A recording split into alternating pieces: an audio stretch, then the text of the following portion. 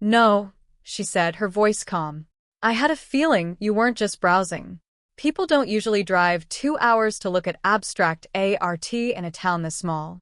I smiled. You're very perceptive. I've been painting for 40 years, she said. I've read to read people. It's part of the job. You look at a blank canvas long enough, art to see what's hidden underneath. She walked toward a small seating array by the window and gestured for me to sit. So, What brings you here? I sat down across from her. The afternoon sun was streaming through the window, casting long shadows across the floor. The silence in the gallery was peaceful, almost meditative. It felt like a confessional. My name is Claire, I said. Claire Thompson. I'm Emma to Emma R.K. Thompson. Patricia is my mother-in-law. Eleanor's expression didn't change. She sat very still, her hands folded in her lap.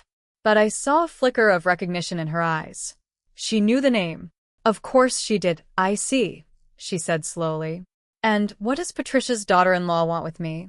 I want to understand, I said. I know you and Patricia used to be close. I know something happened, something that ended your friendship. And I know she's been sending you money for your RS.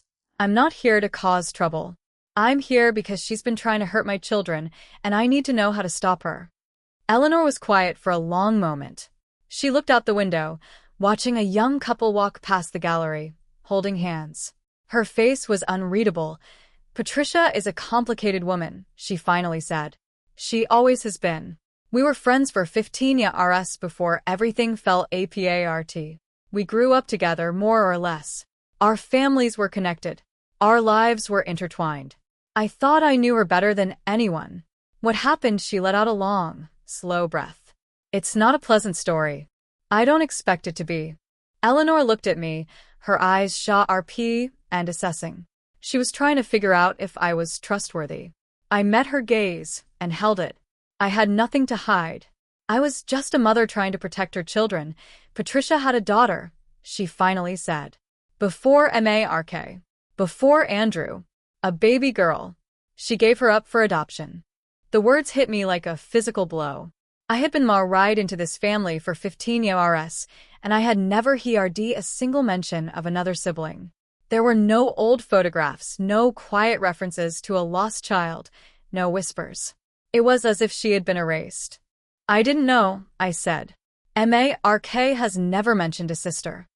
Of course he hasn't, Eleanor said, a bitter edge creeping into her voice. As far as Patricia is concerned, that child never existed. It was a secret she ride, a shame she buried deep. It was the late 60s, and she was young, rely 20. She had gotten pregnant by a man her family didn't approve of. They sent her away to a home for unwed mothers, and she gave birth in secrecy. The baby was taken away, and she was told to forget about it, to move on with her life.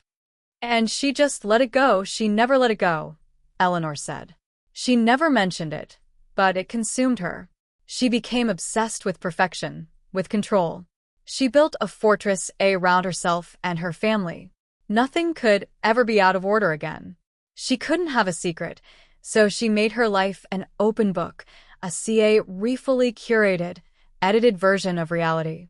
She married Richa Road, had Andrew and Mark. She created the perfect family.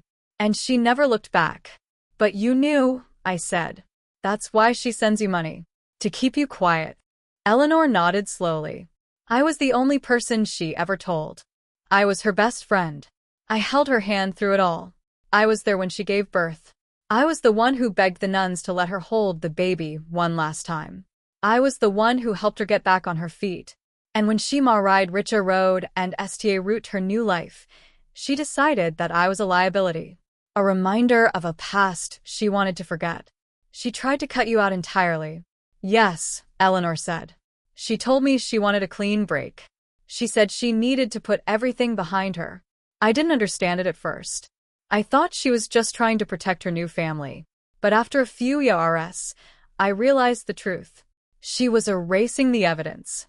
The daughter, the best friend, anyone who could remind her of what she had done. So you root the payments to buy her silence, I didn't ask for them, Eleanor said. I never wanted her money. I would have kept her secret for the rest of my life, simply because I loved her. But she couldn't trust that. She needed to control me the same way she controlled everything else. The payments sta root small, just a few $100 RSAR. They grew over time. It was her way of making sure I stayed quiet. A reminder that she had power over me. I sat back in my chair, absorbing the information. The pieces were sta rooting to fit together. Patricia's obsession with control. Her cruelty tawa rd Sasha. Her need to ape are perfect. It all made sense now. She was a woman running from a past she couldn't escape, projecting her own shame onto other people. Does her husband know? I asked. Richa Ardi. No, Eleanor said. She never told him. Richa rode Maride, the perfect version of Patricia, not the real one. He has no idea that he has a daughter somewhere in the world. He never even knew she was pregnant. That's incredibly cruel, I said. To keep that from him. Patricia is a cruel woman, Eleanor said, her voice flat. She's been cruel for as long as I've known her. She's driven by fear, and shame. She will destroy anyone who threatens the illusion she's built. And she will never, ever admit that she did something wrong. I looked at the painting of the little girl on the wall. The wide eyes. The innocent face. Is that her? I asked. The baby she gave up? Eleanor nodded. I painted it from memory. I only saw her once, through the glass of the nursery. But I never forgot that face. I tried to find her once, years ago. I hired a private investigator. But Patricia had covered her tracks too well. The adoption was sealed. The records were destroyed. She's out there somewhere, a ghost. Would you want to find her? I asked. Eleanor looked at me, her expression unreadable. I don't know. Maybe. But it's not my place. It's Patricia's secret, and it's Patricia's guilt to carry. I've done what I can to make peace with it. I've painted the sepe ration and I've moved on. Patricia doesn't get to move on, I said, my voice hardening. She told me to send my daughter away because she was too shy. She said my Sasha was a drain on resources. She looked me in the eye and told me to prioritize. And she did it in front of my child. She made my daughter feel worthless.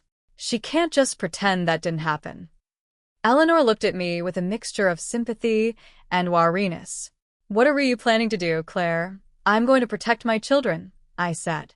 And I'm going to make sure Patricia never hurts them again. I need to know everything. I need to know how she's willing to go to protect her secret. Regretful, Eleanor said, her voice low. Patricia is desperate. Desperate people do terrible things. If she feels cornered, she will lash out. She will try to destroy you before you can destroy her. I'm not trying to destroy her, I said. I'm trying to disarm her. I want her to understand that she has no power over me or my family. And if she tries anything, I will use what I know to make her life very, very difficult. Eleanor was quiet for a long moment. She looked at the painting on the wall, at the little girl with the innocent eyes. Her name was Emma, she finally said. That was the name Patricia gave her before she was taken away. Emma. I wrote it down in my notebook. Emma. The lost daughter. The ghost in Patricia's life. Thank you, I said, standing up. You've given me a lot to think about. Regretful, Claire. Eleanor repeated. You have no idea what she's capable of. I walked out of the gallery and got back into my car. I sat there for a long moment, my hands gripping the steering wheel. The sun was sta rooting to set, casting an orange glow over the small town. I felt a strange sense of calm settle over me. I had the weapon I needed. Patricia's worst nightmare was the truth. And I had it. I drove back to the city, my mind racing. The plan was taking shape.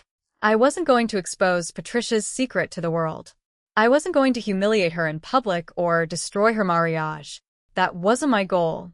My goal was to neutralize her. I needed her to understand that I knew, and that I was willing to use that knowledge if she ever threatened my family again. When I got home, Mark was in the living room, watching television. He looked up when I walked in. Hey, he said. How was your friend? Good, I said, sitting down beside him. It was a productive trip. He nodded, turning back to the television. He didn't ask any follow-up questions. He was still walking on eggshells, still trying to avoid any confrontation. I watched him for a moment, his profile illuminated by the flickering screen. He had no idea what I had Leah reneged. He had no idea that his mother had a secret that could destroy her. I felt a flicker of pity for him. He was a good man, but he was weak. He had spent his entire life bending to his mother's will, never questioning her authority, never pushing back. He was so used to her control that he couldn't even see it. But that was going to change. I was going to change it. The next morning, I called Patricia. I knew she wouldn't pick up if she saw my name on the caller ID, so I used MARK's phone. She answered on the second ring. MARK, what is it? It's Claire, I said, my voice calm. I need to see you. Today. Your house, noon. Alone. There was a long silence on the other end of the line. I could hear her breathing, a shallow, rapid sound. I'm busy, she finally said, her voice clipped. No, you're not, I said. I know about Emma. The silence was deafening. I could practically feel her world collapsing on the other end of the line. How do you know that name? She whispered. I'll tell you when I see you, I said. Noon. Don't be late. I hung up the phone. MARK was standing in the doorway of the kitchen. STA rang at me. Who's Emma? He asked. I looked at him, my expression unreadable. Come with me to your mother's house, I said. You'll find out. His face was a mask of confusion and fear. He wanted to ask more questions, but he didn't. He just nodded, as if he was too afraid to say anything else. At noon, we pulled into Patricia's driveway. She was standing at the front door, waiting for us. Her face was pale, her usual confident demeanor completely shattered. She looked like a woman who had been caught in a lie. Richie, RD was nowhere to be seen. Andrew wasn't there. It was just Patricia, standing alone in her fortress, waiting for the truth to find her. We walked inside. The house was silent, the air thick with tension. Patricia led us into the living room and sat down on the edge of a sofa, her hands clasped tightly in her lap. Close the door, she said. MARK closed the door and stood beside me. I could feel him trembling. Who is Emma? He asked again, his voice strained. Patricia looked at me, her eyes full of hatred and fear. Tell him, I said. She took a shaky breath. She was my firstborn. A daughter. I gave her up for adoption. Before I met your father. Before any of this. MARKSTA read at her, his face slack with shock. You had a daughter, you gave her away. It was a different time, Patricia said, her voice pleading. I was young. My family forced me to do it. They said it was the only way. I didn't have a choice. Everyone has a choice, I said, my voice cold. You chose to hide it. You chose to pretend she never existed. And you chose to punish my daughter for reminding you of the shame you can't escape. Patricia's face crumpled. For the first time since I had known her, she looked genuinely broken. I'm sorry, she whispered. I'm so sorry. Sorry isn't enough, I said. You made Sasha feel worthless. You looked at a beautiful, innocent child and called her a liability. You wanted to send her away because she was quiet, because she didn't fit your idea of what a child should be. You projected your own self-hatred onto my daughter, and I will never forgive you for that. I walked toward the door, MARK following behind me. I turned back one last time. Here's the deal, Patricia, I said. You will never speak to Sasha again. You will never comment on my children, their strengths, or their weaknesses. You will stay out of my marriage, my home, and my life. And if you ever try to hurt my family again, I will tell Richard. I will tell Andrew. I will tell anyone who will listen. Your perfect life will be over. She nodded, tears streaming down her face. I understand. Good, I said. I opened the door and walked out into the sunlight. MARK followed me, silent and shell-shocked. We got into the car and drove away. He didn't say a word the entire drive home. I didn't know what he was thinking. I didn't see I had done what I needed to do. I had protected my daughters. I had shown Patricia that she had no power over me, and I had won. The first thing I noticed was the way Patricia held her wine glass, pinky out, like she was posing for a portrait that would hang in a gallery she didn't deserve to be in. The second thing I noticed was that she wasn't looking at me. She was looking at my daughters, her eyes moving between them like she was appraising livestock at an auction she had already decided to rig. Ellie was in the middle of describing her science fair project, her hands flying through the air, her voice a little too loud because she was nervous. She always got loud when she was nervous, even if she didn't know it. Sasha was quiet, pushing peas around her plate, her shoulders hunched forward, trying to make herself smaller. She had been doing that a lot lately. Making herself smaller, Patricia set down her wine glass and leaned back in her chair, the one at the head of my table because she had claimed it the moment she walked in, and I hadn't had the energy to fight her. "Ellie," she said, her voice dripping with condescension that she called affection, "you're going to be a leader someday." I can see it. You've got that spa RK. That fire. Ellie beamed. She didn't know any better. She was 10. She thought her grandmother was complimenting her. Then Patricia turned to Sasha, and her smile didn't exactly disappear, but it shifted, became something thinner, more clinical. "And you," she said, tilting her head, "you're so quiet, so contained. It's almost like you're not even here." Sasha flinched. It was a tiny movement, barely perceptible, but I saw it. I saw everything. Mark laughed nervously from the other end of the table. Mom, she's just shy. She takes after Claire when she was young. I didn't laugh. I didn't even smile. I was watching Patricia's eyes, and I saw something there that made my blood run cold. It wasn't just dismissal. It was calculation. She was doing a math problem in her head, and my daughter was the variable she had already decided to eliminate. "Shyness is a liability," Patricia said, picking up her wine glass again. "You see it in families all the time. The quiet ones, they're drains. They need constant reassurance.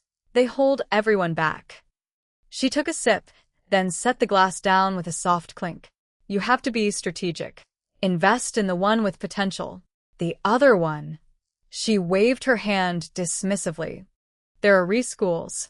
Cool. Places where they can be managed." Mark's fork clattered against his plate. "Mom, that's enough." "I'm just being honest," Patricia said, her voice smooth as glass. "This is what family does. We tell the truth, even when it's hard." Sasha was staring at her plate now, her small body rigid. I could see her jaw trembling. A single tear slipped down her cheek and fell onto the back of her hand. She didn't wipe it away. She just sat there, absorbing the blow that I set down my own fork. The sound was quiet, but it cut through the room like a blade. "Patricia," I said, my voice calm, almost pleasant, "if you ever speak about my daughter like that again, I will make you regret it." She laughed. Actually laughed. "Claire, don't be so dramatic. I'm not saying anything bad about her. I'm just pointing out the obvious. Not everyone is cut out for success. That's just reality." Mark was looking at me with panic in his eyes. I knew that look. It was the look he always wore when his mother was being cruel, and he wanted me to let it go, to smooth things over, to preserve the peace he had been conditioned to protect at all costs. I didn't let it go. "Everyone leaves," I said, standing up from my chair. "Ellie, take your sister upstairs." "But I haven't finished my dinner," Ellie protested. "Now," I said, my voice sharp enough to make her jump. She took Sasha's hand and led her out of the room. Sasha didn't look back. She just shuffled up the stairs, her head down, her shoulders hunched. The room was silent for a long moment. Patricia was watching me with a mixture of amusement and irritation, like I was a child throwing a tantrum. Richa Road, her silent husband, was staring at his plate. Mark was gripping the edge of the table, his knuckles white. "Sit down, Claire," Patricia said, gesturing to my empty chair. "You're making a scene?" "I'm not going to sit down," I said. "I'm going to tell you something, Patricia, and I want you to listen very carefully. Sasha is not a liability. She is not a drain. She is a child. My child.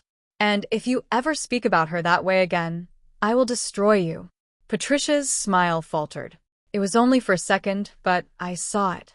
A crack in the rumeur. "Claire," Mark said, his voice pleading. Please. I ignored him. I was looking at Patricia and she was looking at me, and in that moment, I saw something in her eyes that I had never seen before. Fear. She was afraid of me. She didn't know why, not yet, but she knew that something had shifted, that the daughter-in-law she had always dismissed as weak and compliant was not what she seemed. Now, I said, my voice calm again, I'm going to go upstairs and check on my daughters. You can finish your dinner, or you can leave. I don't see a which. I walked out of the room and up the stairs. I didn't look back. Sasha was sitting on her bed, still crying. Ellie was sitting next to her, her arm around her sister's shoulders. They looked up when I walked in, their faces a mixture of relief and confusion. Mom, Sasha whispered, did I do something wrong? No, I said, sitting down on the bed beside them. You didn't do anything wrong. Grandma said something mean, and that's not your fault. It's her fault. She's the one with the problem, not you. But she said I was a drain, Sasha said, her voice trembling. She said I hold people back. She was wrong, I said firmly. She's wrong about a lot of things. And I'm going to make sure she never says anything like that to you again. I held her close, feeling her small body shake with silent sobs. Ellie pressed against my other side, and for a long moment, we just sat there, the three of us, a quiet fortress against the cruelty of the world. But I knew that wasn't enough. Words weren't enough. Promises weren't enough. I needed to do something. I needed to make Patricia pay for what she had done. Not revenge, not violence, not anything that would make me like her. I needed to outsmart her. I needed to beat her at her own game. I had spent 15 years being the polite daughter-in-law. I had bitten my tongue 1,000 times. I had smiled through insults and swallowed my anger to keep the peace. But that was over. Patricia had crossed a line. She had hurt my child, and she had done it deliberately, coldly, with the precision of a surgeon. I waited until the girls were asleep, then I went back downstairs. The dining room was empty. The plates had been clear red. Mark was in the kitchen, washing dishes, his back to me. Where are they? I asked. They left, he said, not turning around. Mom said she wasn't feeling well. Good, I said. He turned off the water and turned to face me. His face was a mask of exhaustion and guilt. Claire, I'm sorry. I should have said something. I should have stopped her. Yes, I said. You should have. He flinched at the bluntness of my words. I just didn't know what to do. She's my mother. I grew up with her saying things like that. I guess I'm just used to it. Well, I'm not used to it, I said. And I'm not going to let it happen again. I need you to understand something, Mark. I love you, but I will choose my children over you every single time. If your mother ever says anything like that to Sasha again, I will not just ask her to leave. I will make sure she never speaks to us again. And I will do whatever it takes to make that happen. He read at me, his eyes wide. He had never seen this side of me before. The strategist. The fighter. The woman who didn't just accept the cruelty of the world. I understand, he said quietly. Good, I said. Now go to bed. I need to think. He hesitated for a moment, then walked out of the kitchen.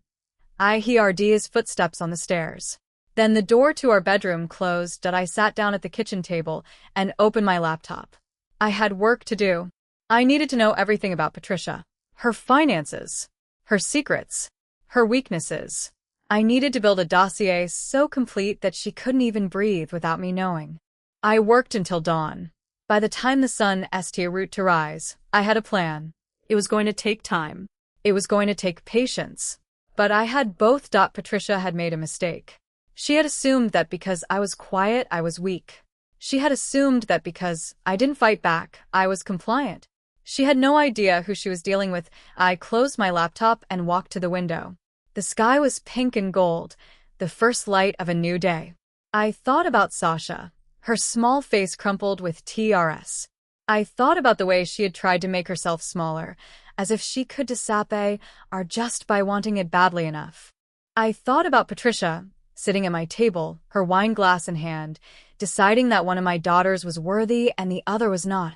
I thought about what I was going to do to her. The sun rose higher. The house was silent. I went upstairs and checked on the girls. Sasha was curled up in her blanket, her hand still clutching the stuffed rabbit she had slept with every night since she was 3. Ellie was sprawled across her bed, her sheets tangled around her legs. They were beautiful.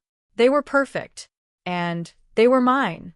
I walked back to my office and pulled up the file I had STA root.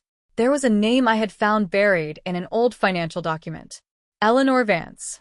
A woman Patricia had been paying money to for decades. A woman who, according to the records, had once been her best friend. I typed Eleanor's name into a search engine. It took me less than 5 minutes to find her gallery. Less than 10 to find her phone number. Less than 15 to decide that I was going to drive to her town the next day. I didn't know what I would find. I didn't know if she would help me. But I knew that I was going to find out. Because Patricia had made one fatal mistake. She had underestimated me. And that was a mistake she would never, ever make again. I closed my laptop and went downstairs to make breakfast. I heard the girls stirring. I heard Mark's footsteps in the hallway. The house was coming alive, the quiet hum of a family rooting its day. But something had changed. I had changed. And nothing was going to be the same. I served breakfast, kissed Sasha's forehead, and told her I loved her. I told Ellie to be nice to her sister. I told Mark I was going out for the day. He didn't ask where. He didn't ask why. He just nodded, his eyes full of that familiar anxiety, the fear of what might happen next. I got into my car and STA route driving. The road stretched ahead of me, empty and endless. I didn't know what I would find at the end of it. I didn't know if Eleanor Vance would be an ally or an enemy. I didn't know if her story would help me or hurt me, but I knew one thing for certain. Patricia had woken a sleeping giant. She had pushed me too far. And now she was going to learn what happens when a quiet woman decides to fight back. I pressed the accelerator and drove faster. The town was 2 hours away. I had time to think. I had time to plan. I had time to prepare for the war that was coming. Because this wasn't just about one dinner. This wasn't just about one cruel comment. This was about the future. My children's future. And I was going to make sure that Patricia Thompson never, ever had the power to hurt them again. I arrived in the town just before noon. The gallery was small, tucked between a bakery and a bookshop. I parked across the street and sat in my car for a long moment, watching the door. Then I got out, crossed the street, and walked inside. The gallery smelled like turpentine and old paper.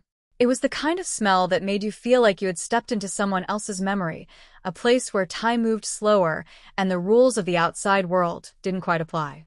I stood in the middle of the room, surrounded by canvases of swirling colors, and felt my pulse slow to something steadier, something more deliberate. A woman emerged from the back room. She was tall and silver-haired, with paint-stained overalls and the kind of face that had seen too much to be easily surprised. She looked at me for a long moment, her eyes sharp and assessing, and then she smiled. It was a sad smile, the kind that knew more than it let on. "You're Claire," she said. It wasn't a question. I blinked. "How did you know?" She gestured to a small chair by the window. "Sit down. I've been expecting you." I sat, my mind racing. "Patricia called you." "Patricia doesn't call me," Eleanor said, settling into a chair across from me. "She hasn't called me in 30 years. But she sent me a message this morning. Through one of her lawyers. A very awkward phone call. He wanted to know if I had spoken to anyone about old matters." "And what did you tell him?" "I told him I hadn't spoken to anyone," Eleanor said.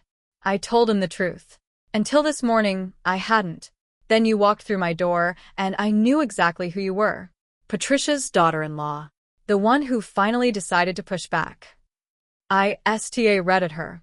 "How could you possibly know that?" She smiled again, that same sad smile.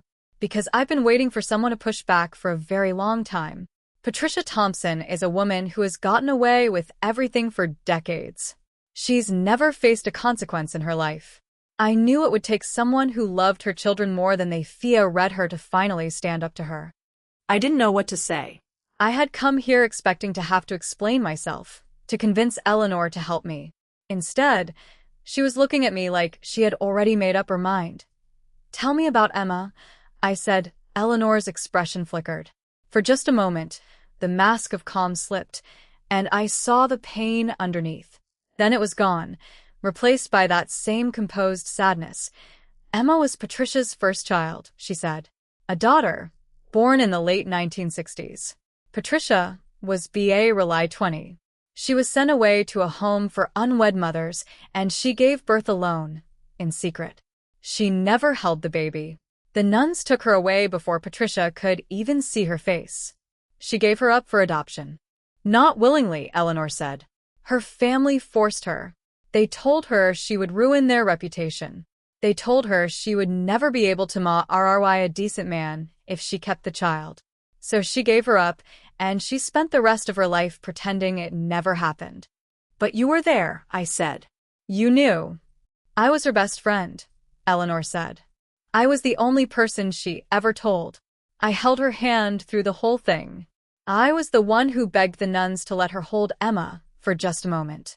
They refused. I was the one who drove her home after it was over, while she sobbed in the passenger seat." "What happened after that?" "She married Richa Road. She had Andrew, then Mark. She built her perfect life. And she decided that I was a liability, a reminder of something she wanted to forget. She cut me out completely. No calls. No letters. Nothing." "But she paid you," I said. "For your RS. There were payments in her financial records."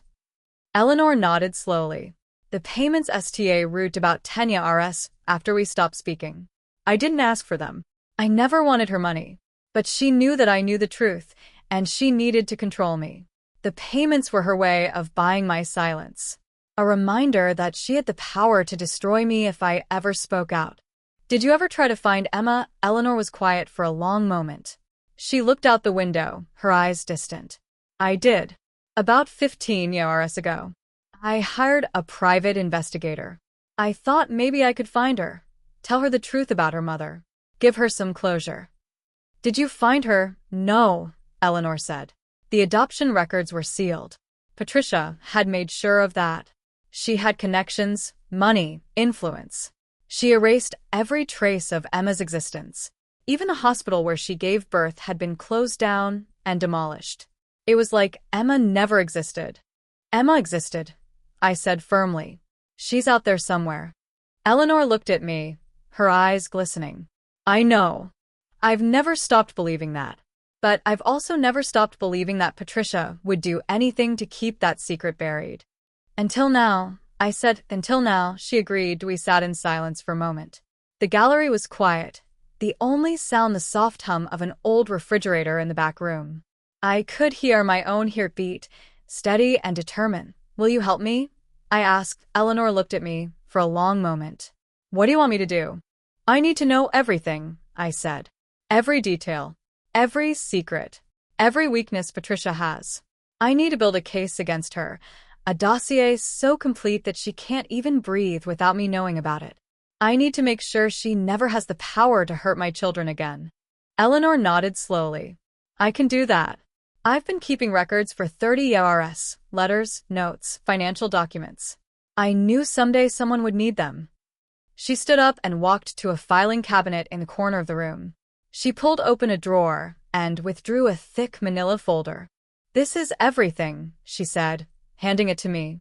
"Every bit of evidence I've collected over the years. Patricia's secrets, her lies, her manipulations. It's all here." I took the folder, feeling its weight in my hands. It was heavier than I expected. "Why didn't you use this?" I asked. "Why didn't you expose her?" Eleanor smiled, that same sad smile. "Because I loved her. Despite everything, I loved her. And I couldn't bring myself to destroy her." "But you can. You have the strength to do what I couldn't." I clutched the folder to my chest. "Thank you." "Don't thank me yet," Eleanor said. "Patricia is a dangerous woman. She has more resources than you can imagine. She's spent her entire life building a fortress around herself, and she will do anything to protect it." "I know," I said. That's why I need to be SMA ruder than her. I stood up to leave. Eleanor walked me to the door. She paused with her hand on the handle, looking at me with something that might have been hope. Claire, she said, when you do this, when you finally bring her down, I want you to remember something. Patricia didn't start out evil. She was a SCA-red young woman who made a terrible choice, and she spent the rest of her life trying to pretend she didn't make it. That's not an excuse, but it's an explanation. I understand. I said, good, Eleanor said. Now go. You have work to do. I drove home with the folder on the passenger seat beside me. I didn't open it. I wanted to wait until I was alone, until I could go through it methodically, piece by piece. When I got home, the house was quiet. The girls were at school. Mark was at work. I had the whole day to myself. I sat down at my desk and opened the folder. The first thing I saw was a photograph. It was old, yellowed at the edges, showing two young women in their early 20s, ARMS linked, laughing at the camera. Patricia and Eleanor. Before the betrayal. Before the secrets. Before everything fell apart. I studied Patricia's face. She was beautiful, with the same sharp features and confident smile she still wore today. But there was something else in her eyes. Something softer. Something innocent. It was hard to reconcile that young woman with the cold, calculating mother-in-law who had tried to destroy my daughter. I turned the page. There were letters, dozens of them, written in Patricia's neat, elegant handwriting. Love letters, passionate and desperate, to a man whose name had been redacted. The father of Emma, I realized. The man Patricia had been forbidden to marry. I read them all. Every word. Every aching confession. Every tear-stained plea. Patricia had been deeply in love, and she had been shattered when her family forced her to give up her child and her lover. It didn't excuse what she had done. It didn't justify her cruelty. But it explained it. I put the letters aside and moved on to the financial documents. There were yards of records, all meticulously organized. Patricia had been hiding assets for decades. Trust funds, offshore accounts, property titles. She had built a web of lies so intricate that even Richa Road had no idea how much money she actually controlled. But there was more. There were memos, typed on legal letterhead, detailing settlements Patricia had made with various people over the years, whispers of harassment, accusations of fraud. Everyone had been paid off, bought off, silenced. And then I found it, tucked at the very bottom of the folder, a single sheet of paper. It was a copy of an adoption record. Patricia's daughter, Emma, had been adopted by a family in a small town in the Midwest. The records were sealed, but Eleanor's investigator had found them anyway. There was a name, a last name, and a date of birth. Emma would be in her 50s now. She had been born in 1969. She was out there somewhere, living her life, probably unaware of the woman who had given her up. I closed the folder and sat back in my chair. I had what I needed. The evidence was overwhelming. Patricia was a fraud, a liar, a manipulator. And I was going to use everything I had to protect my family, but I wasn't going to destroy her. Not yet. That wasn't the goal. The goal was to disarm her, to make her understand that she had no power over me or my children. I wasn't going to expose her secrets to the world. I was going to hold them over her head, a constant reminder that I could destroy her whenever I wanted. That was the true victory, not revenge. Controlled at ISTA route making calls. I had contacts for my work, people who specialized in due diligence. I needed to verify the documents, make sure they were legitimate. I needed to build a case so airtight that Patricia couldn't wriggle out of it. By the time Mark came home that evening, I had a plan. It was elegant in its simplicity. I would call Patricia and confront her. I would lay out everything I knew, calmly and methodically. I would tell her that if she ever threatened my family again, I would expose her secrets to everyone. Richa Road, Andrew, the hospital BOA RD, the charity committees she served on. Everyone. She would have no choice but to back down. Mark walked into the kitchen, tired and distracted. He kissed my cheek and asked about my day.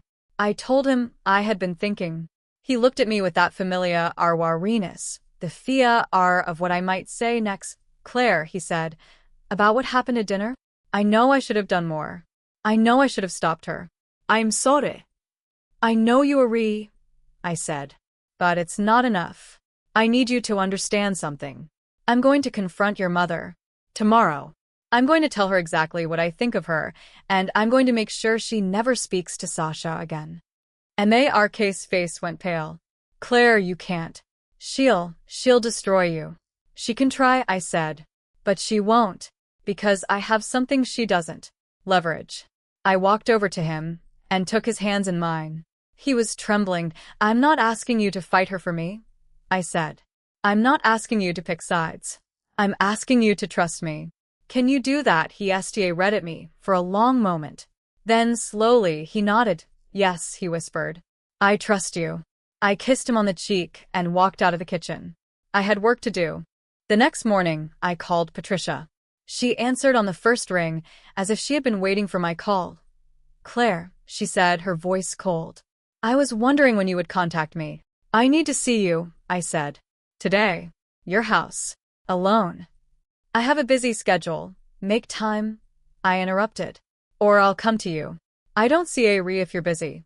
This can't wait. There was a long silence on the other end of the line. Then she sighed, a sound of pure disdain. Fine. Noon. Don't be late. She hung up before I could respond. I stood in the kitchen, holding the phone in my hand, and felt a strange sense of calm settle over me. The confrontation I had been dreading for years was finally happening. And I was ready. I walked upstairs and looked in on Sasha. She was sitting on her bed, drawing in her sketchbook.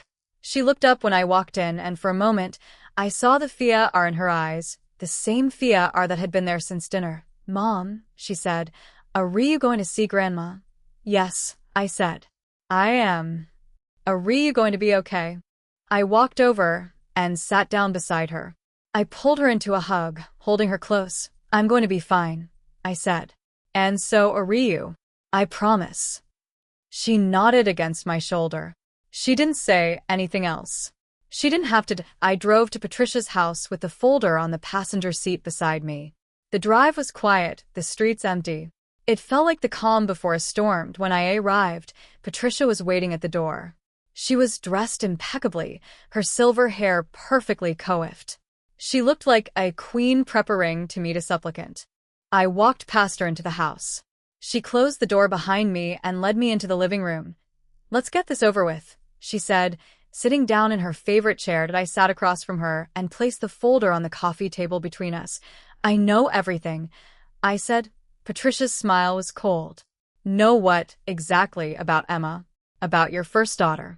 About the man you loved and the child you gave away? About the payments you've been making to Eleanor Vance for 30 years? The color drained from Patricia's face. For the first time since I had known her, she looked genuinely afraid. You don't know what you're talking about, she whispered. Oh, I know exactly what I'm talking about, I said.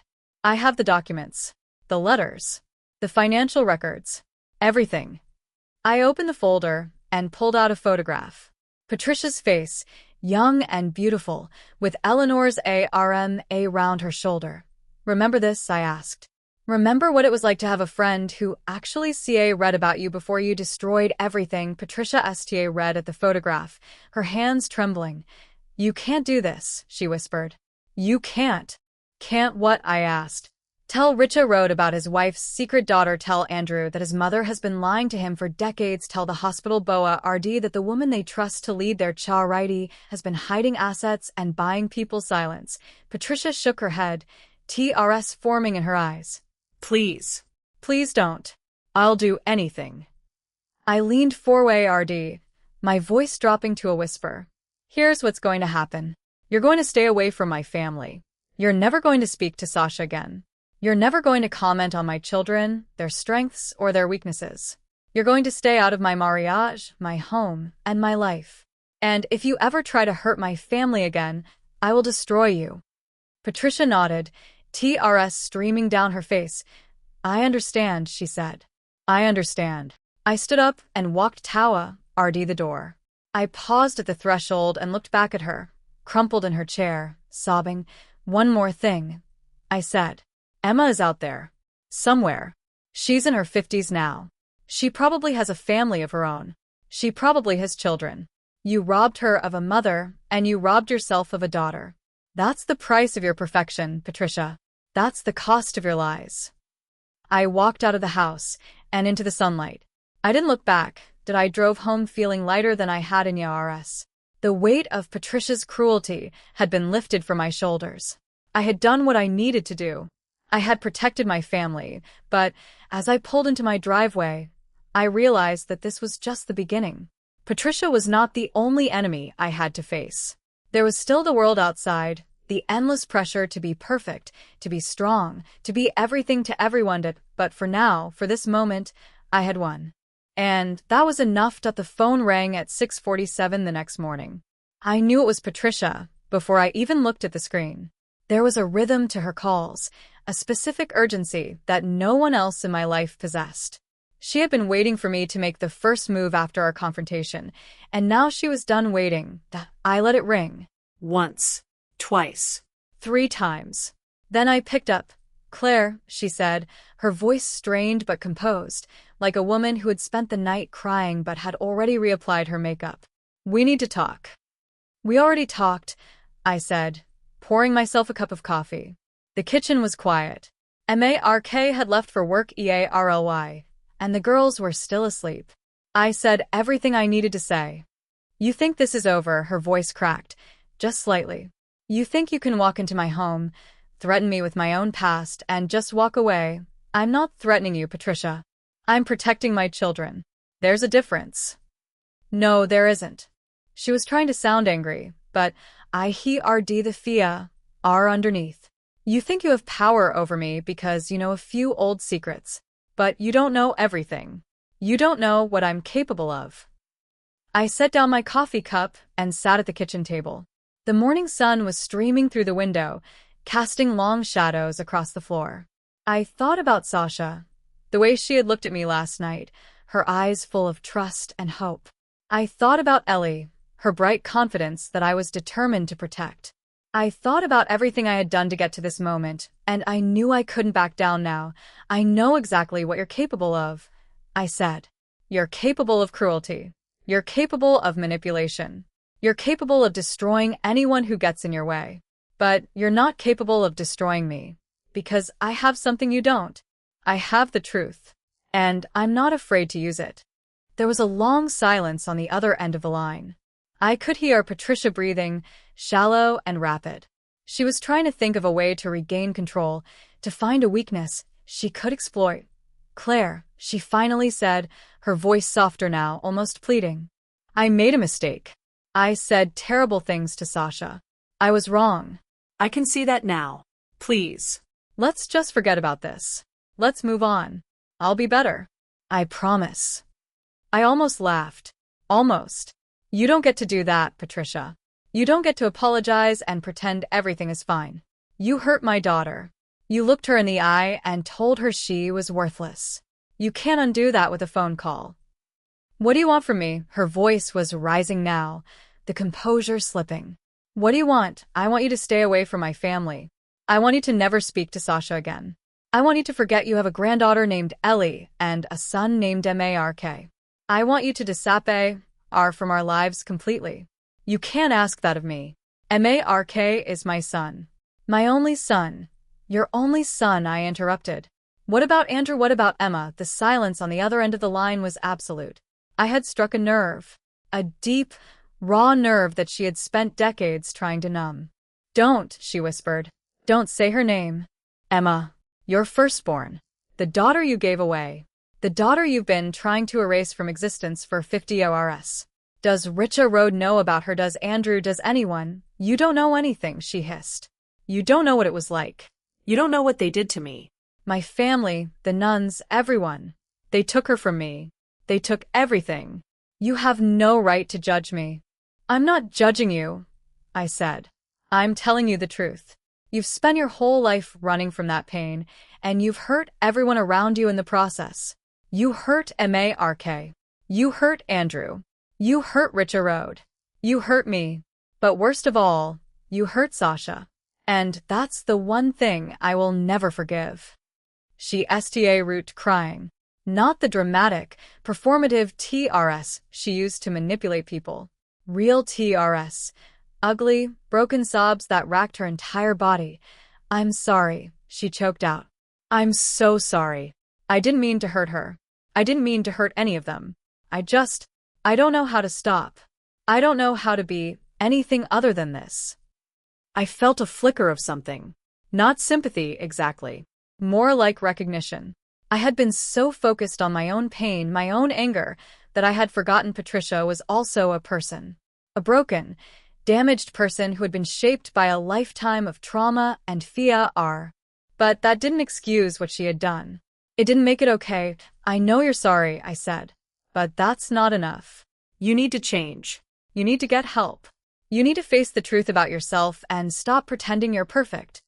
I can't, she sobbed. I don't know how. Then figure it out, I said. But do it away from my family. I can't protect my children from you if you're constantly in their lives. And I will protect them, no matter what it takes. She was still crying when I hung up. I sat at the kitchen table for a long time after the call ended. The coffee had gone cold. The house was still quiet, the girls still asleep. I read out the window at the garden. The rose bushes I had planted when we first moved in, the ones Patricia had said were too common for a proper garden. I thought about what she had said. She didn't know how to stop. She didn't know how to be anything other than what she was. It was a confession, the closest thing to vulnerability I had ever heard from her. But it wasn't enough. It would never be enough. I heard footsteps on the stairs. Sasha Ape read in the kitchen doorway, rubbing her eyes. She was still in her pajamas, the ones with the little rabbits on them. Mom, she said, her voice sleepy. Who are you talking to? I smiled and motioned for her to come sit with me. She climbed onto my lap, her small body against mine. I wrapped my arms around her and held her close. Just Grandma, I said. Sasha tensed. Is she mad at me? No, baby. She's not mad at you. She's mad at herself. She said some things she shouldn't have said, and now she's upset about it. But that's not your fault. It was never your fault. Sasha was quiet for a moment. Then she asked, is she going to come to my birthday party? The question hit me harder than I expected. Sasha's birthday was in 3 weeks. We had been planning a small party, just family and a few friends. Patricia had been invited, of course. She was always invited, because I had always been too afraid to exclude her. No, I said. She's not coming. Sasha looked up at me, her eyes wide. Why not? Because she needs some time to think about the things she said. And we need some time to decide what kind of relationship we want to have with her. But you don't need to worry about that. That's my job. You just focus on being a kid and having fun. Sasha nodded slowly. I could see her processing, filing away the information in the way children do when they're trying to understand the confusing world of adults. Okay, Mom, she said. I trust you. 3 simple words. I trust you.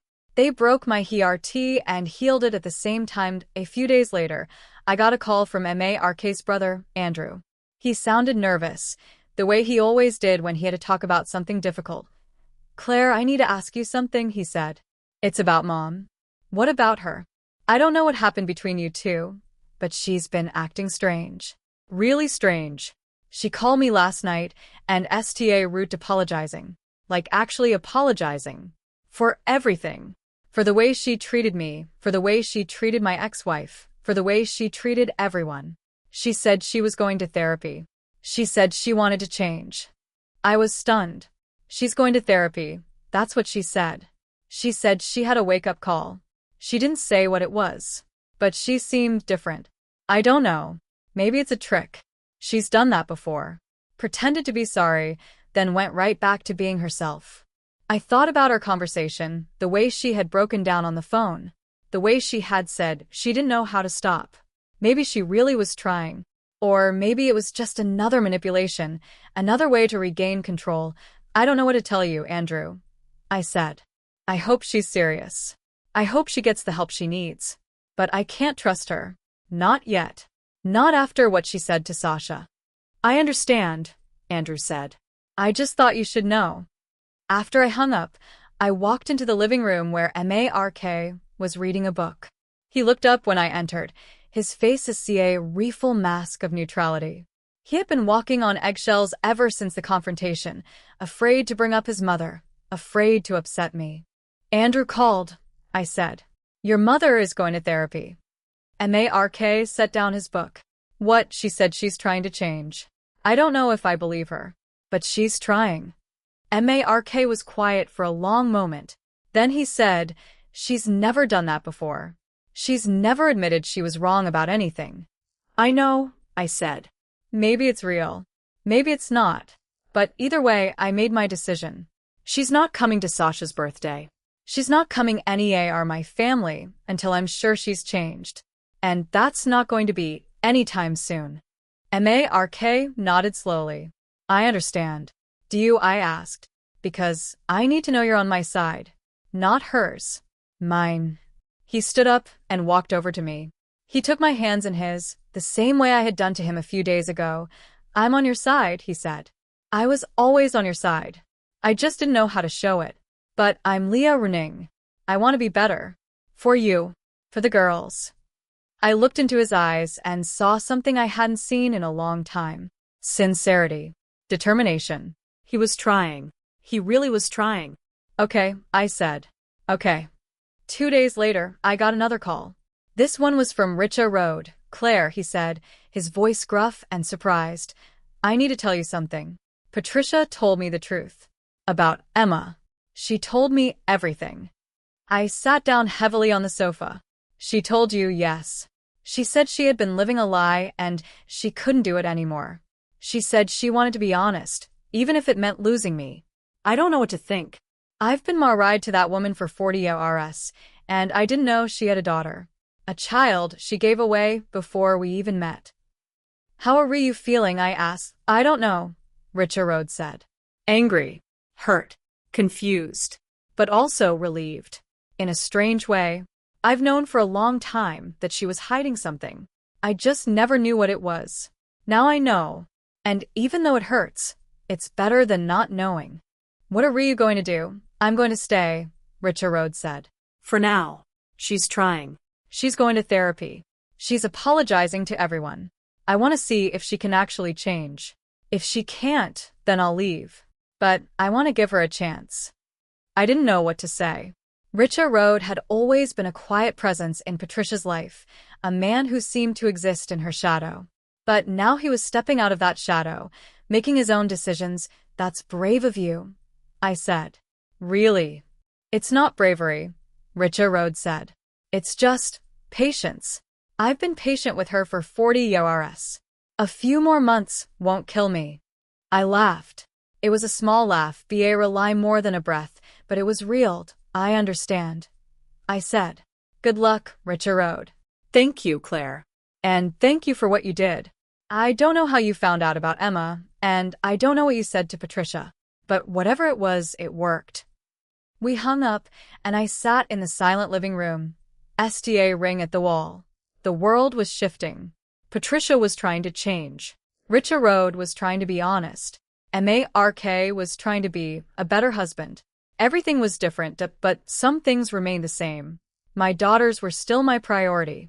And I was still going to protect them, no matter what. The day of Sasha's birthday arrived, bright and clear. We had set up a small party in the backyard, with balloons and streamers and a cake that Ellie had helped me bake. Sasha was wearing a crown made of paper flowers, her shy smile spreading across her face whenever someone brought her a present. The guests arrived one by one. Friends from school, neighbors, a few cousins. The backyard filled with laughter and chatter, the sounds of children playing and adults making small talk. Patricia wasn't there. She hadn't been invited. But as the afternoon wore on, I found myself thinking about her, wondering what she was doing, wondering if she was okay. Did I push the thought away? It wasn't my job to worry about Patricia. It was my job to worry about my daughters. And Sasha was having the best birthday she had ever had. She was happy. That was all that mattered. At the end of the party, after all the guests had gone home and the girls were asleep, I sat in the backyard by myself. The sun was setting, the sky painted in shades of orange and pink. I thought about the phone calls, the confessions, the TRS. I thought about Patricia's broken voice on the phone, saying she didn't know how to stop, that I didn't know if she would change. I didn't know if she could. But I knew that I had done everything I could to protect my family. And that was enough. For now, it was enough. The envelope arrived on a Tuesday, 3 weeks after Sasha's birthday. It was thick, cream-colored, the kind of stationery that cost more per sheet than most people spent on an entire notebook. There was no return address, but I didn't need one. I recognized the handwriting immediately. Patricia's elegant loops, the way she dotted her I's with a perfect little circle. It was the handwriting of a woman who had spent decades perfecting the art of ring effortless. I opened it at the kitchen table, my coffee growing cold beside me. Inside was a letter, 6 pages long, written in that same regretful script. And tucked behind it, a photograph I had never seen before. A baby girl, wrapped in a white blanket, her tiny face peaceful in sleep. Emma. Patricia's firstborn. The daughter she had been forced to give away. I read at the photograph for a long time. The baby was beautiful, with a tuft of dark hair and delicate features. She looked like Sasha, I realized. The same shape of the eyes, the same curve of the mouth. It was like looking into a mirror of the past, a reflection of the child Patricia had lost and the grandchild she had tried to discard. I set the photograph aside and began to read the letter.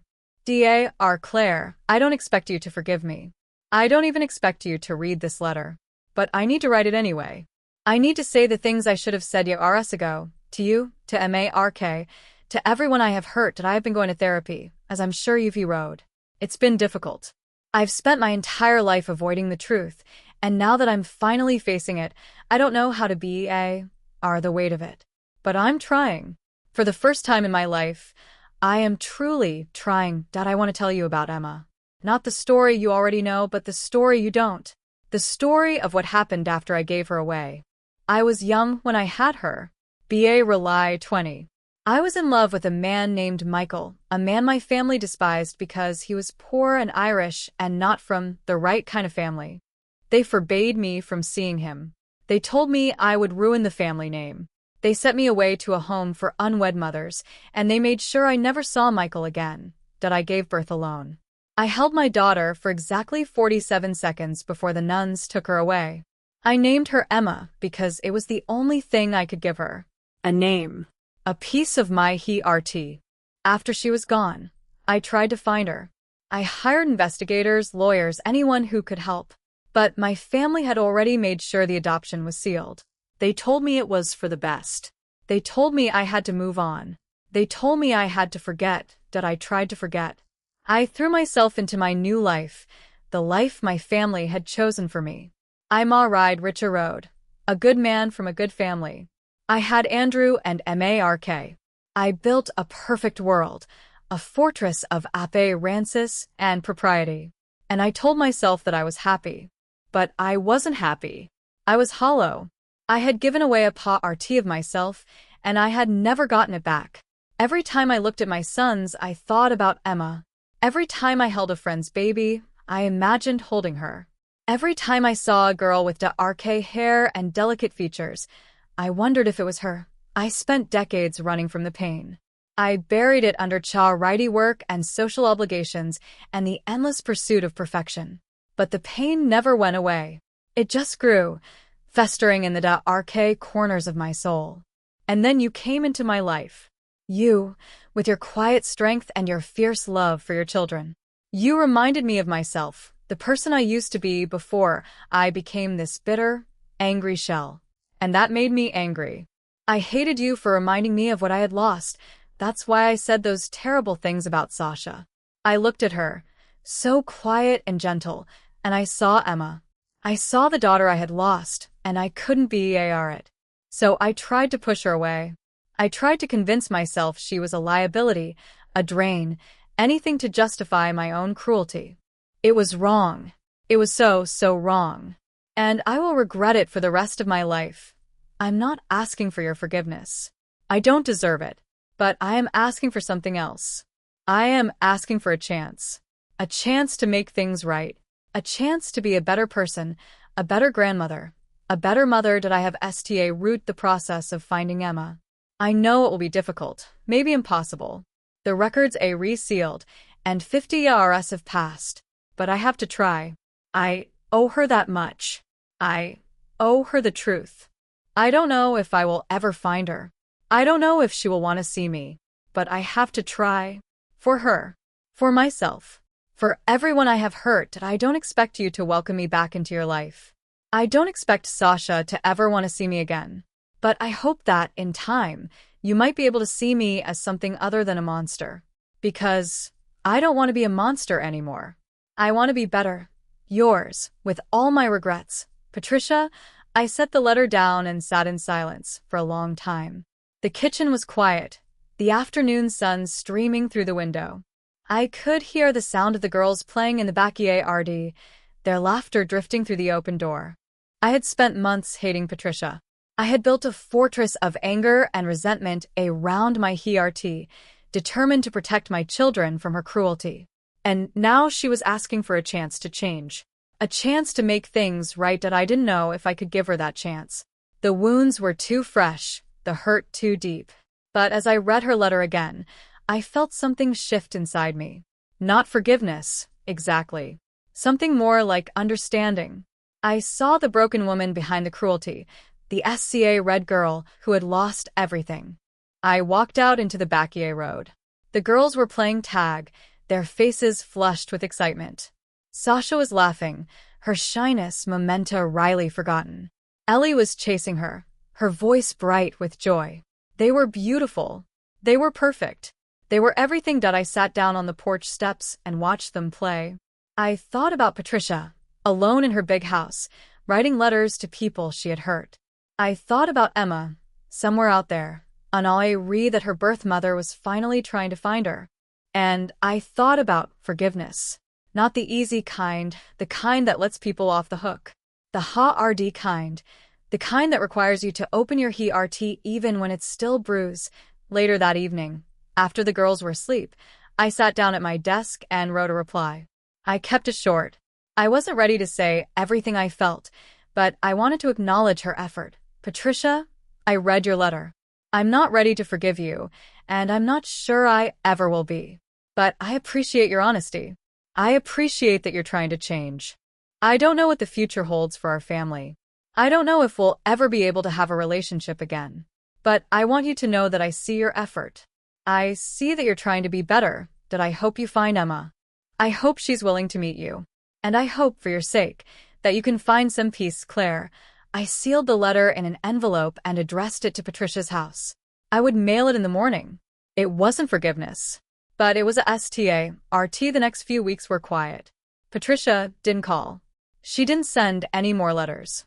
I assumed she was focusing on her therapy, on her CRCH for Emma. I didn't ask. I didn't want to know. But I found myself thinking about her more often than I expected. The letter had planted a seed of something in my heart, something I wasn't ready to name. Hope, maybe. Or compassion. Or just the recognition that we are all broken, all trying to find our way. One evening, Mark came home with a strange look on his face. What happened? I asked. He sat down at the kitchen table, his hands trembling slightly. My mother called me today. She told me something I didn't expect. What? She found Emma, he said. Well, she found a woman who might be Emma. She's been working with a private investigator, and they tracked down a woman in her late 50s who was adopted from the same hospital around the same time. They're doing DNA testing to confirm. I sat down across from him. How does Patricia feel about it? Terrified. Mark said. She's terrified the woman won't want to see her. She's terrified she'll be rejected. She's terrified of all the pain and guilt she's been carrying for 50 years. I thought about the letter, the way Patricia had poured out her heart. She was trying, really trying. Do you think she'll find peace? I asked. I don't know, Mark said. But I think she's finally facing the truth. And that's more than she's ever done before. I reached across the table and took his hand. We're all trying, Mark. That's all we can do. Sasha's birthday had come and gone, but I still saw the shadow of that dinner in her eyes sometimes. The quiet moments when she pulled back from the world, the way she flinched when someone raised their voice. Patricia's words had left a mark, one that might never fully heal, but I also saw Sasha getting stronger. She was drawing more, filling her sketchbook with vibrant colors and intricate details. She was standing a little taller, speaking a little louder. She was learning to trust herself, even when the world didn't trust her. Ellie was growing too. She had sta root a ga ruden in the backyard, planting vegetables and flowers. She was learning patience, learning that not everything happened all at once. She was becoming more understanding, more compassionate. Tawa, RD, her sister, and Mark was changing. He was standing up to his mother, asserting himself in ways he never had before. He was becoming the man I had always hoped he could be, that I was changing too. I was learning to let go of my anger, to make room for something else.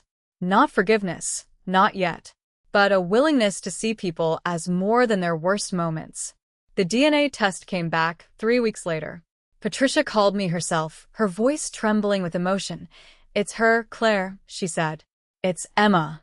She's alive. She's been out there all this time, and I never knew." "Are you going to meet her?" I asked. I don't know if she wants to see me," Patricia said. "I don't know if I can face her, but I have to try. I owe her that much." I listened to her voice, the fear, and hope mingling together. I thought about the photograph of the baby, the tiny girl who had been taken away. I thought about the woman she had become, a stranger to the mother who had given her up. "I hope it goes well," I said. "I really do." Patricia was quiet for a moment. Then she said, "Thank you, Claire, for everything. I know I don't deserve your kindness, but I'm grateful for it." I didn't respond. I didn't know what to say. A few weeks later, I got an email from Patricia. She had met Emma.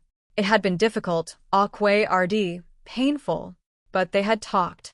They had read stories. They had sta root the long, slow process of building a relationship. "She's wonderful," Patricia wrote. "She's kind and smart, and so much like me." I missed everything. Every birthday, every milestone, every moment of her life. I missed it all. But I have now. I have today, and I'm going to make the most of it. I read the email and felt something I hadn't expected. Relief. Patricia was healing. Emma was healing.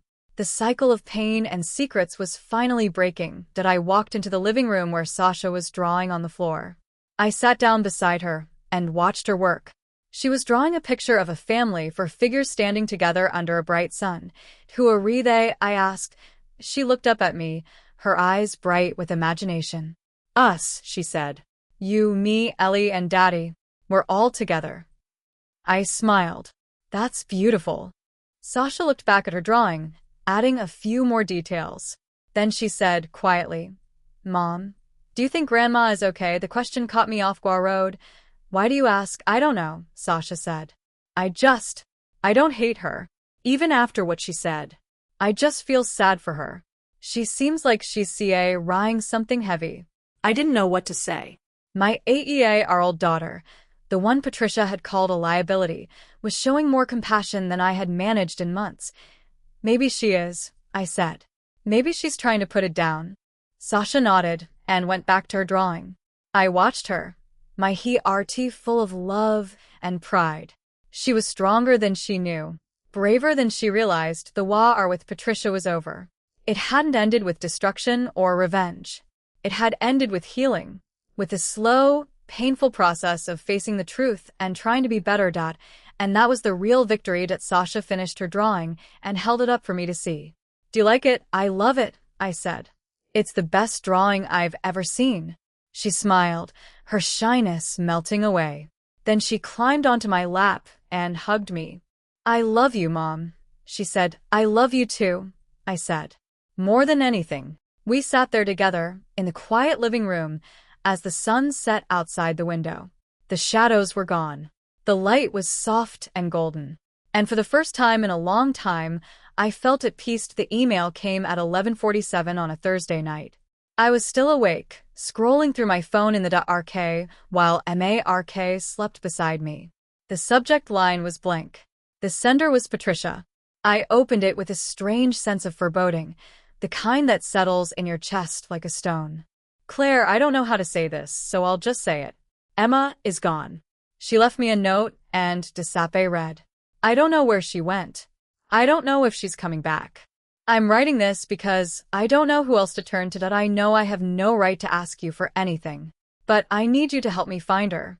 Please. Patricia. I read the email 3 times, my mind racing. Emma had been in contact for months. The last I heard, things were going well. They had met several times, talked on the phone regularly. Patricia had seemed hopeful, almost happy. What had changed? I looked at the clock. Almost midnight. I couldn't call her now, not with MARK asleep and the girls in the next room. But I couldn't stop thinking about it either. The desperation in Patricia's voice, the fear that she had lost her daughter all over again. I put down my phone and tried to sleep. It didn't work. The next morning, I called Patricia as soon as the girls were at school. She answered on the first ring, her voice raw and hollow. Thank you for calling, she said. I didn't think you would. Tell me what happened, I said. She took a shaky breath. It was fine. It was good. We were building a relationship slowly. Then 3 days ago, she called me. She said she needed to take a break.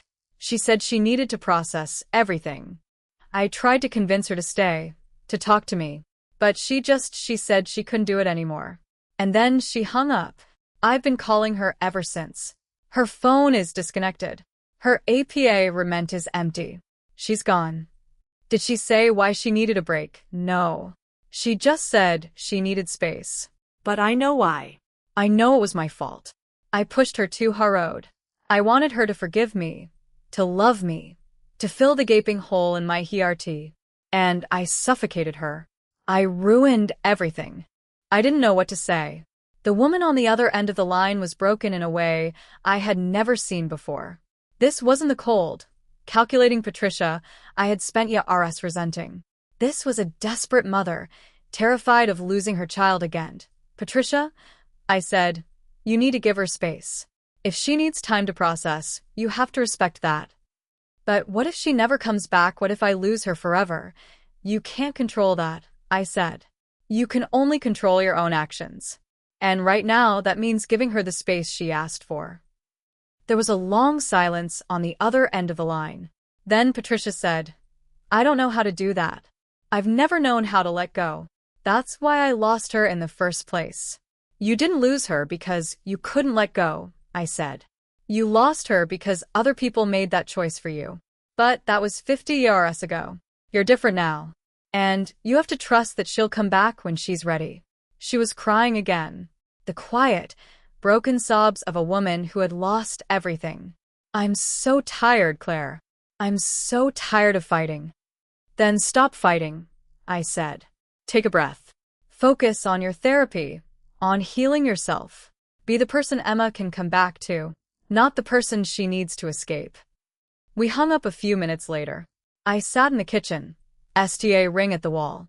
The conversation had been exhausting but also strangely cleansing. Patricia was finally showing her true self, the SCA read, vulnerable woman underneath the mirror. That I went about my day. Picking up the girls from school, making dinner, helping with homework. But my mind kept drifting back to Patricia's words. She was losing everything, and she had reached out to me, of all people. The woman she had once called a threat to her perfect life. That evening, after the girls were asleep, I sat down at my desk. I opened my computer and began to search for Emma. I didn't know her full name, but I had enough information from Patricia's emails and phone conversations to piece together a trail. The town she had lived in, the school she had attended, the places she had worked. It took me 3 hours, but I found her. She had moved to a small town about 4 hours away, staying with a friend from college. She wasn't hiding. She just needed distance. I sent her an email. It was a long shot, but I had to try to. Emma, my name is Claire. I'm married to Patricia's son, MARK. I know you don't know me, and I know you're going through a difficult time. But I want you to know that Patricia is genuinely trying to change. I've seen it with my own eyes. I'm not asking you to forgive her. I'm not asking you to reconcile. All I'm asking is that you give yourself time to heal, and maybe, when you're ready, give her a chance to explain to whatever you decide. I hope you find peace. Claire, I sent the email and went to bed. I didn't know if Emma would respond. I didn't even know if I had done the right thing. But I had tried. That was all I could do. 2 days later, I got a response. It was short, but it was something. Claire, I don't know what Patricia has told you, but the truth is, I'm not ready to see her. She's been trying to force a relationship, and it's too much. I need time to figure out who I am, outside of the shadow of the mother who gave me away. I appreciate your concern. But please don't contact me again. Emma, I read the email and felt a strange sense of relief. Emma was okay. She was angry and hurt, but she was okay. She was taking care of herself, setting boundaries rise. That was more than Patricia had ever done. I four-way ride the email to Patricia with a brief message of my own. She's okay. She needs time. Give it to her. Patricia called me an hour later. She responded. What did she say? Is she okay? She's fine, I said. She needs space. That's all. Patricia was quiet for a long moment. Then she said, I don't know how to thank you for this. You don't have to thank me, I said. Just focus on healing yourself. That's the best thing you can do for her and for yourself. The weeks that followed were quiet. Patricia was still in therapy. She was still working on herself. And she was still giving Emma space. Even though it was clearly killing her, that I found myself talking to her more often. Not about Emma, but about other things. About the girls. About momentary. About life in general. Slowly, cautiously, we were building something new. Not friendship, exactly. More like an understanding. A recognition that we were both broken in different ways, and we were both trying to heal. One evening, Patricia called me with news. Claire, she said, her voice bright with emotion. I got a letter from Emma. A real letter. She said she needs more time, but she also said she's not angry. She just needs to process everything. She said she'll contact me when she's ready. That's wonderful, I said. I'm happy for you. I don't know if I deserve this, Patricia said. But I'm going to try. I'm going to be the person she can come back to. The doorbell rang. I told Patricia I had to go and hung up. It was Richard. He was standing on my doorstep, looking old and tired. I hadn't seen him since the dinner at Patricia's house. He looked smaller than I remembered, as if the weight of his wife's secrets had finally caught up with him. Claire, he said, I need to talk to you. I invited him inside. He sat down in the living room, his hands clasped together. Patricia told me about Emma, he said. And I want to meet her. I want to be part of her life, if she'll let me. I was stunned. Richard, you've never even met Emma. How can you be so sure? He looked at me, his eyes full of sorrow. Because I've spent 40 years loving a woman who couldn't love herself. And I know what it's like to feel like you're not enough. I want to be there for her. For Emma. I want to be a father to her. Even if I'm 50 years too late. I felt tears prick my eyes. Richard, that's beautiful. He shook his head. It's not beautiful. It's necessary. I've spent my whole life being silent, letting Patricia control everything. I'm done being silent. I want to be part of the solution, not part of the problem. I didn't know what to say. Richard had always seemed so passive, so distant. But now I saw him differently. I saw a man who had finally found his voice. I'll do what I can to help, I said. I'll reach out to Emma if you want. Richard nodded slowly. Thank you. The next day, I sent another email to Emma. I told her about Richard, about his desire to be part of her life. I told her that he was a good man, a kind man, and that he had no idea she existed until recently. I told her that he wanted to make things right. She responded 2 days later. Claire, I'm not ready to meet Richard. I'm not ready to meet anyone. But I appreciate you telling me about him. It means more than you know. I four-way ride the email to Richard. He called me that evening, his voice heavy with emotion. She said she appreciates me, he said. That's enough. That's more than I ever expected. I sat in my living room, the phone still in my hand, and felt something I hadn't felt in a long time. Hope that the future was uncertain. Patricia was still healing. Emma was still processing. Richa Road was still finding his voice. But we were all moving four-way RD, slowly and painfully. Tawa RD something better. I thought about Sasha, drawing in her sketchbook. I thought about Ellie, planting her GA Reden. I thought about MARK trying to be better. And I thought about all the broken people who were trying to put themselves back together, that we were all flawed. We were all broken. But we were also all capable of change. And that, more than anything, was worth fighting for. The call came at 6:15 in the morning. I was still half asleep when I heard RDMARK's voice in the hallway, low and urgent. I slipped out of bed and padded to the door. He was standing by the window, phone pressed to his ear, his face pale. "I'll be there as soon as I can," he said. "Just stay with her. Don't leave her alone." He hung up and turned to me. His hands were shaking. "That was Andrew," he said. "Mom had a heart attack. She's in the hospital. They don't know if she's going to make it." The words hit me like a physical blow. I'd spent months hating Patricia, months building walls around my heart. But in that moment, all of that melted away, replaced by a cold, "Sha RP Fia R. I'll get the girls ready," I said. "You call the hospital. Find out where they're taking her." The next few hours were a blur. I woke the girls, dressed them, fed them a hurried breakfast. MARK made calls, his voice strained. By the time we got to the hospital, the sun was fully up, casting hot RSH light on the sterile hallways. Andrew was waiting for us in the waiting room. He looked exhausted, his eyes red-rimmed. Richa Road was sitting beside him, his face a mask of shock. "She's in surgery," Andrew said. "They're putting in a stent. They said she had a blockage. They don't know how much damage was done." MARK sat down heavily in a chair. "What happened? She was alone," Andrew said. "She called 911 herself. Said she felt dizzy, then collapsed. They found her phone still in her hand. She was trying to call you." I sat down beside MARK and took his hand. He was trembling, his face white. "I should have been there," he whispered. "I should have been there." "You didn't know," I said. "You couldn't have known." But he was already shaking his head, lost in his own guilt. The waiting room was silent, the only sound the soft hum of the fluorescent lights overhead. Time seemed to stretch, each minute an eternity. I thought about Patricia. The last time I had seen her, she had been standing in her doorway, her face pale with fear. She had been trying to change. She had been trying to be better. And now she was lying in an operating room, fighting for her life.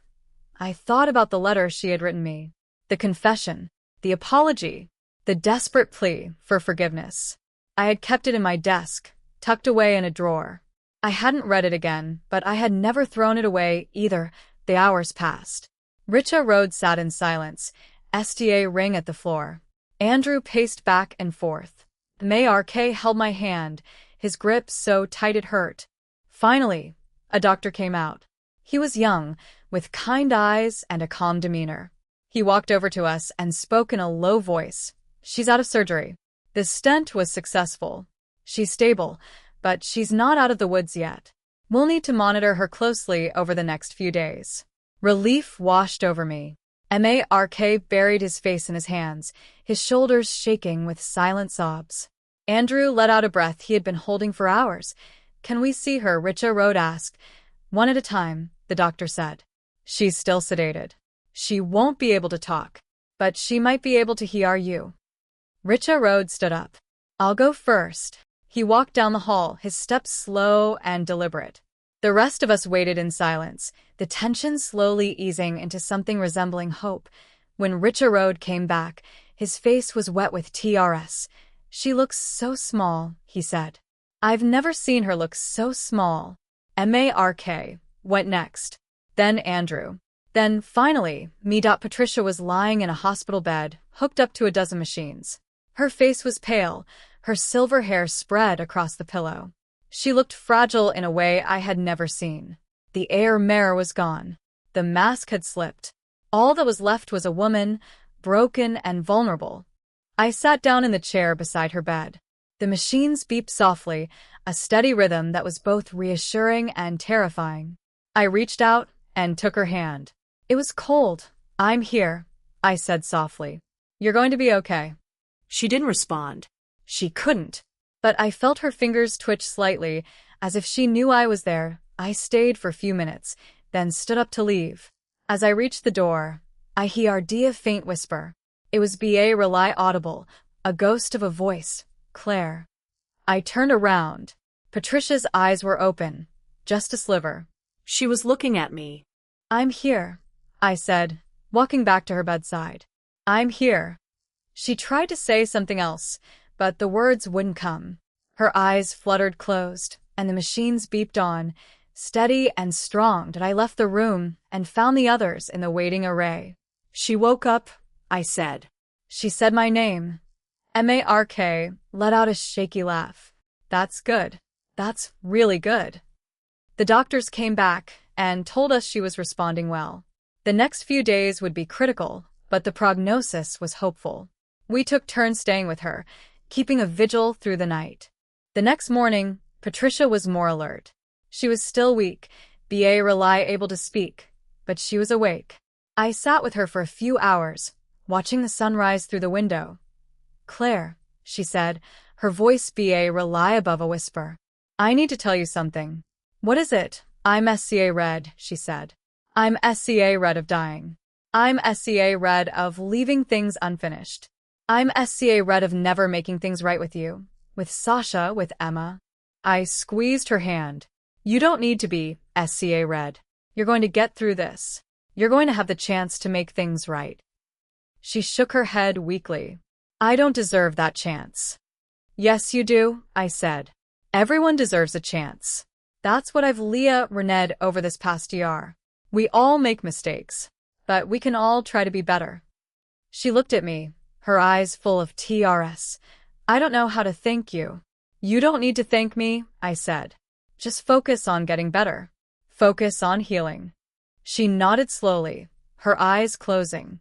I stayed with her until she fell asleep, then slipped out of the room. The next few weeks were a slow, steady recovery. Patricia was moved from the ICU to a regular R room, then to a rehabilitation center. She was determined to get better, determined to come back stronger. I visited her regular RLY. It wasn't easy. The old wounds were still there, the memory of her cruelty still fresh. But I was determined to give her a chance. For Mark, for Sasha, for myself. That one afternoon, when she was strong enough to walk, we sat in the hospital GA den together. The sun was the flowers in bloom. Patricia was wearing a simple dress, her hair pulled back from her face. "Claire," she said, "I've been thinking about something. Something I want to ask you." "What is it?" "I want to meet Sasha," she said. "I want to apologize to her. In person. I want her to hear me say that I was wrong, that I was cruel, that I'm sorry." I hesitated. The thought of Sasha seeing Patricia again, of the fear and pain coming back, made my stomach turn. But I also saw the sincerity in Patricia's eyes. She wasn't trying to manipulate. She was trying to heal. "I'll talk to Sasha," I said. "I'll ask her if she's ready. But I can't force her. She's been through too much." Patricia nodded. "I understand. Whatever she decides, I'll accept it." I went home that evening and sat down with Sasha. She was drawing in her sketchbook, her face peaceful. "Sasha," I said, "Grandma Patricia wants to apologize to you. In person. She wants to tell you she's sorry for what she said. Would you be okay with that?" Sasha looked up from her drawing. Her eyes were thoughtful, her expression unreadable. "I don't know," she said. "I'm still SCA red of her." "You don't have to see her if you don't want to," I said. "It's your choice. You can say no." She was quiet for a long moment. Then she said, "Can Ellie come with me?" I smiled. "Of course. If that's what you want." The next Saturday, we went to the rehabilitation center. Sasha and Ellie walked beside me, their hands clasped together. Patricia was waiting in the GA den, sitting on a bench in the sunlight. When she saw Sasha, her face crumpled. TRS streamed down her cheeks. "Sasha," she said, her voice breaking, "I'm so sorry. I was so wrong." I was cruel and mean and I hurt you, and I will never forgive myself for it. Sasha stood there, her small body rigid. Then she stepped forward and hugged her grandmother. It's okay, she said. I forgive you. Patricia sobbed, holding Sasha close. Ellie joined the hug, wrapping her arms around both of them. I stood back, watching the scene unfold. It was healing. It was forgiveness. It was everything I had hoped for when they pulled apart. Patricia looked at me, her eyes full of gratitude. Thank you, she said. Thank you for giving me this chance. I nodded, not trusting myself to speak. A few weeks later, Patricia was released from the rehabilitation center. She went home with Richa Road, determined to continue her recovery. She was still in therapy, still working on herself. But she was different now. Softer. More open. More human. And I was different too. I had let go of my anger. I had opened my heart. I had learned that forgiveness wasn't about forgetting the past. It was about choosing to move forward. The next time I saw Patricia, we were sitting in her living room. The girls were playing in the backyard, their laughter drifting through the open windows. Claire, Patricia said, I want to tell you something. Something I've never told anyone. What is it? I've been thinking about Emma, she said. About everything that happened. And I realize now that I've been running from the truth my whole life. I've been so afraid of being hurt that I hurt everyone around me. But I don't want to be that person anymore. You're not that person anymore, I said. You've changed. She smiled, a real smile. I've had help. You helped me. You and Mark and Sasha and Ellie. You showed me that it's never too late to change. I reached out and took her hand. It's never too late, I said. For any of us. We sat in the garden, watching the girls play. The sun was warm. The sky was clear. And for the first time in a very long time, everything felt right. The letter A arrived on a Monday, slipped through the mail slot with the rest of the junk mail and bills. I almost missed it, buried between a credit card offer and a flyer for a local pizza place. But the handwriting caught my eye. It wasn't Patricia's elegant loops or Eleanor's refill script. It was something else entirely. Messy. Urgent. Alive. I opened it standing in the hallway, my coffee growing cold in my other hand. Claire, you don't know me, but I know about you. Patricia told me everything. About the dinner. About Sasha. About how you stood up to her when no one else would. She told me you were the one who made her face the truth, that I'm Emma. I'm ready to meet her. But I need you there. I need someone who can see both sides. I don't know if I can do this alone, pleased Emma. I read the letter 3 times. My hands were shaking. Emma had been silent for months, processing, healing, finding her own way. And now she was ready. She was reaching out to me, of all people, to be the bridge between her and the mother who had given her away. I called Patricia that afternoon. She answered on the first ring, her voice bright with hope. Claire, I was just thinking about you. Richa Road and I were planning to. Patricia, I interrupted. I got a letter. From Emma. The silence on the other end of the line was absolute. I could hear her breathing, shallow and rapid. She wants to meet you, I said. But she wants me there too. She asked me to come. Patricia's voice cracked. She wants to see me. She really wants to see me. Yes, I said. She's ready. Are you? The question hung in the air between us. I could hear Patricia crying on the other end of the line, her sobs muffled by what I imagined was a hand pressed to her mouth. I've been ready for 50 years, she finally said. I just didn't know if she would ever be. We planned the meeting for the following Saturday. A neutral location. A small cafe in the town where Emma had been living, the same town where Eleanor's gallery was. Patricia wanted to drive there herself, but Richa Road insisted on taking her. I drove separately, with Mark beside me. The cafe was quiet, tucked between a bookshop and a flower store. Emma was already there when we arrived. I recognized her immediately from the photograph I had seen in Eleanor's folder. She was in her mid-50s, with silver-streaked hair and Patricia's sharp cheekbones. But her eyes were softer, more gentle. She looked like someone who had spent a lifetime learning to be kind. She stood up when we walked in. Patricia was frozen in the doorway, her face pale, her hands trembling. Richa Road put a steadying hand on her arm. "You can do this," he whispered. "I'm right here." Patricia took a step forward, then another. Emma watched her approach, her expression unreadable. "Emma," Patricia said, her voice rely above a whisper. I don't know what to say." Emma smiled a small, sad smile. "You could start with hello." Patricia laughed. It was a broken sound, half sob, half laugh. "Hello, Emma." They stood there for a moment, two strangers who read a history they had never lived together. Then Emma stepped forward and wrapped her arms around Patricia. It was a hug that lasted a long time, the kind of hug that said everything words couldn't. I sat down at a table with Mark and Richa Road, giving them space. The cafe was quiet, the afternoon sun streaming through the window. I watched Patricia and Emma talk, their voices low and earnest. I watched them laugh and cry and hold each other's hands, and I thought about everything that had brought us here. The dinner, the cruelty, the confrontation, the long, painful process of healing. It had taken years, but we had finally arrived at this moment. A moment of reconciliation. A moment of hope. After an hour, Emma walked over to our table. She looked at me, her eyes full of gratitude. "Thank you," she said. "For everything. For being there for her. For being there for me." "You don't need to thank me," I said. "You did all the hard work. You were brave enough to come here." She shook her head. No. "I was brave enough because you showed me that it was possible. You showed me that people can change. That forgiveness is real."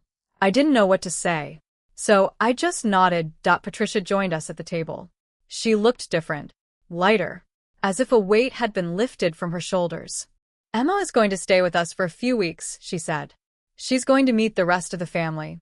She's going to meet Andrew and his children. She's going to meet—" She hesitated, looking at me. "She's going to meet Sasha and Ellie. If that's okay with you." I looked at Emma. She was watching me with patient eyes. "Let me talk to the girls first," I said. "I want them to be ready." Emma nodded. "Of course. Take your time." We left the cafe a few hours later. Patricia was beaming, her hand linked with Emma's. Richa Road was smiling, a genuine smile I had never seen on his face before. Mark was quiet, processing everything.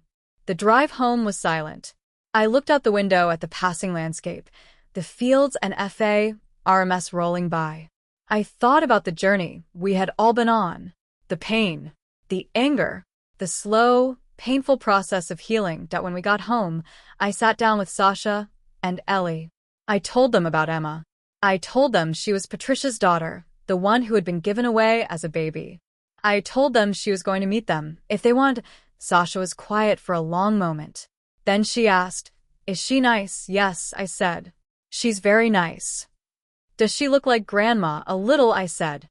"She has the same cheekbones." Sasha nodded slowly. "Okay," she said. "I'll meet her." Ellie was more enthusiastic. "Does she have kids? Can I show her my garden?" "Maybe," I said. "We'll see." The meeting happened the following weekend. We gathered at Patricia's house, the whole family. Andrew and his children. Richa Road and Patricia. Mark and the girls. And Emma. It was awkward at first, the way all family gatherings awkward road. But slowly, the tension melted away. The children played in the backyard. Andrew made awkward jokes. Richa Road poured wine. Emma and Patricia sat together, talking quietly.